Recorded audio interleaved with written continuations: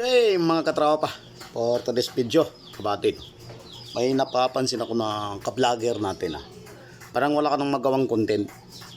Pati Pilipinas, ginagawa mong content. Kasi yung content ni kabady ko, siguro nagdaan din sa all new. Ang Pilipinas daw ay walang kakayahan maglaban sa China. Kasi kulang tayo sa gamit. Mananalo daw ang China, matatalo tayo dito sa Pilipinas. Nako, ito lang masabi ko sa iyo kabady. Napakaduwag mo.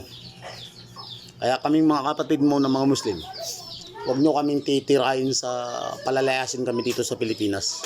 Wala kayong karapatan na palayasin kami dito sa Pilipinas.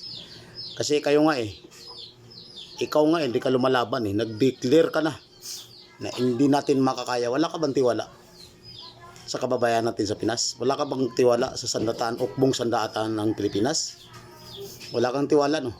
Kami na mga kapatid mo na Muslim, may tiwala kami sa isang sandataang Pilipinas. Yung mga kasundaluhan natin, pati yung mga kapulisan natin.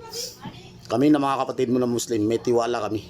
Matatag ang Pinoy, matatag po ang sandataang Pilipinas. Hindi tayo patitinag sa kahit kanino man. Kaya wag mo masasabi na hindi natin kaya.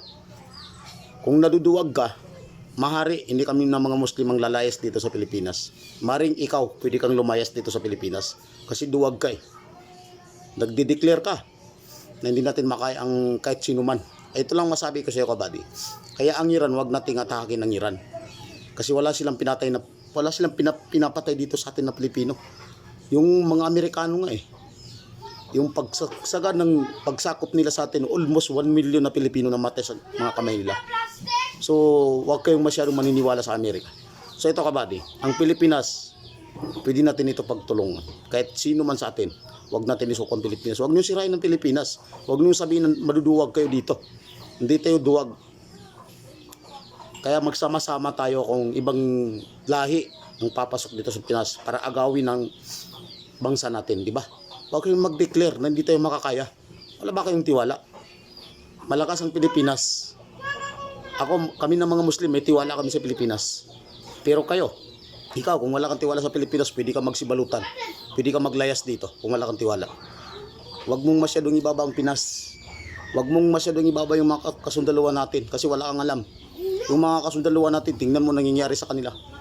Tapos ngayon, nakatakin mo na wala tayong kaya sa mga Chinese na yan. Gago ka pala, duwag ka pala. Ginaano mo pa dito sa social media yung kaduwagan mo. Pag ganun, pag malaki niyo yung Pilipinas, huwag kayong patitinag.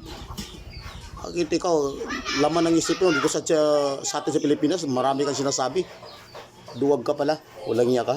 Tapos ang mga Muslim, ina-atake mo. Tapos ngayon, nag-declare ka na hindi makakayang Pilipinas sa mga China. Nakapakasya ginadeclare mo talaga kung ano kakaduwag. Huwag mong sirain yung mga military natin dito sa Pilipinas. Matatag sila.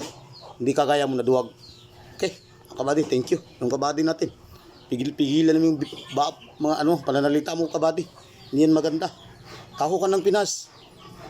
Kahit anong mangyari, kahit ikamatay mo pa, paglaban mo ang Pinas. Huwag mong sirain yung mga kasundaluhan natin. Matatag yan. Hindi kagaya mo, duwag. Okay mga kabady, thank you po sa pag-share, pag-follow, pag-comment sa mga video natin. Nahihiblad ako talaga. Okay.